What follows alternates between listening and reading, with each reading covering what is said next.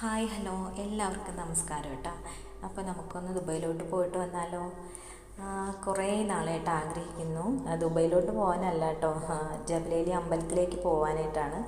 അപ്പോൾ കുറേ സാഹചര്യങ്ങൾ കൊണ്ട് നടന്നില്ല. അപ്പോൾ ഇപ്പോൾ അങ്ങനെ ഒരു അവസരം കിട്ടി. അതായത് മോൻ്റെ ബർത്ത്ഡേ ആണ്, 2 ദിവസം കൂടെ കഴിയുമ്പോൾ മോൻ്റെ ബർത്ത്ഡേ ആണ്. അപ്പോൾ ഞങ്ങൾ വിചാരിച്ചു ഇപ്പം എല്ലാവരും വീട്ടിലുണ്ട്, അപ്പോൾ ഹസ്ബൻഡും ജോലിക്ക് പോകണ്ട.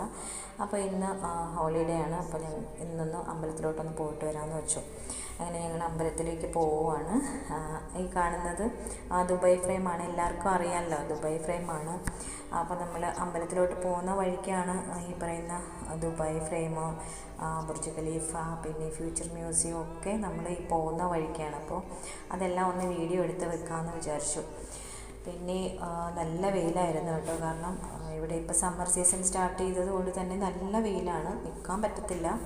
അപ്പോൾ ഞങ്ങൾ രാവിലെ ഇറങ്ങി. അമ്പലം ഒരു 6 മണിയൊക്കെ ആകുമ്പോഴത്തേക്കിന് തുറക്കും. ഞങ്ങളൊരു 5:45 ആയപ്പോഴത്തേക്കിന് ഇറങ്ങിയായിരുന്നു. 5:30 ആകുമ്പോഴത്തേക്കിന് നേരം നല്ല രീതിയിൽ വെളുക്കും. നല്ല ചൂടും സ്റ്റാർട്ട് ചെയ്യും ആ സമയത്ത് തന്നെ. അങ്ങനെ ഞങ്ങൾ ഫ്യൂച്ചർ മ്യൂസിയവും അങ്ങനെ എല്ലാം കണ്ട് വളരെ സന്തോഷമായിട്ട് നമ്മൾ അമ്പലത്തിലേക്ക് ഇങ്ങനെ പോവുകയാണ് കേട്ടോ. വളരെ സന്തോഷമുള്ളൊരു ദിവസമായിരുന്നു അന്ന്. അങ്ങനെ ഞങ്ങൾ അമ്പലത്തിലേക്ക് പോവുകയാണ്.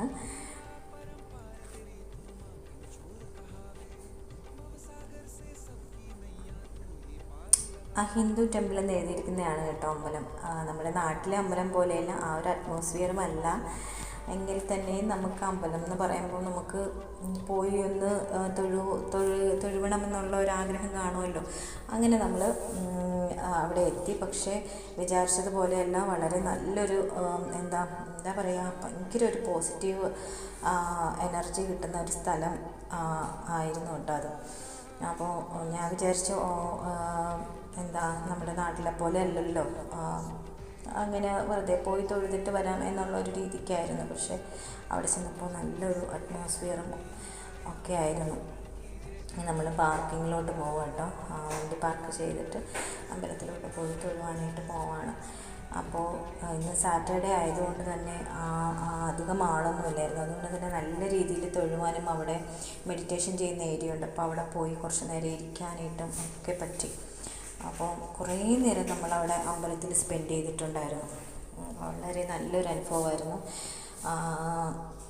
എനിക്കാണെങ്കിൽ അമ്പലത്തിൽ പോയാൽ കുറച്ച് നേരം അവിടെ ഇരുന്നിട്ട് വരുന്ന ഒരു സ്വഭാവമുണ്ട്. നിങ്ങൾക്ക് അങ്ങനെ ഉണ്ടോ എനിക്കറിയത്തില്ല. എനിക്കങ്ങനെ അവിടെ ഇരുന്ന് കുറച്ച് നേരം ഇരുന്നെങ്കിൽ മാത്രമേ എനിക്ക് അവിടെ പോയ ഒരു എനർജി കിട്ടത്തുള്ളൂ. അപ്പോൾ അതുകൊണ്ട് ഞാൻ അവിടെ കുറേ നേരം ഇരുന്നു. ഇങ്ങനെ വളരെ നല്ലൊരു ഡേ ആയിരുന്നു കേട്ടോ.